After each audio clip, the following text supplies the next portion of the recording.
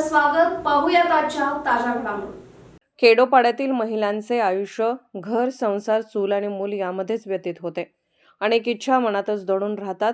त्या इच्छांना व्यासपीठ मिळावे, महिलांचे सुप्त कलागुणांना चालना मिळावी या उद्देशाने कोगनोळी येथील श्री दत्तगुरू संस्थेचे चेअरमन श्री सचिन खोत व श्री निलेश खोत यांच्या संकल्पनेतून आनंद फाउंडेशन व आनंद ग्रामीण विकास सहकारी संघ यांच्या संयुक्त विद्यमाने जागर स्त्री शक्तीचा होम मिनिस्टर या कार्यक्रमाचे आयोजन करण्यात आले होते. या कार्यक्रमात हणबरवाडी येथील महिलांनी उल्लेखनीय सहभाग नोंदवला. स्पर्धेत प्रथम क्रमांक सोनाली उत्तम खोत, द्वितीय क्रमांक सोनाली अरुण खोत, तृतीय क्रमांक निकिता राहुल पोवाडे, चतुर्थ क्रमांक सुष्मिता धनाजी कदम आणि पाचवा क्रमांक सविता शशिकांत खोत यांनी पटकावला. सर्व विजेत्यांना पैठणी भेट देऊन सन्मानित करण्यात आले. कार्यक्रमादरम्यान चिमुकली श्रीषा हिचा बोरनाणं सोहळा मोठ्या उत्साहात पार पडला.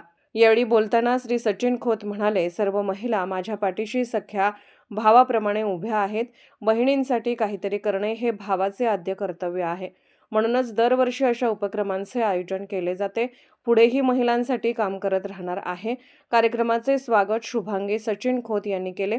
यावेळी श्रीमती आकाताई आनंदा खोत, सौ रुपाली निलेश खोत, कांताताई सिद्धगोंडा खोत, कोमल खोत, राणीताई खोत, सुमन खोत यांच्यासह गावातील महिला भगिनी मोठ्या संख्येने उपस्थित होत्या.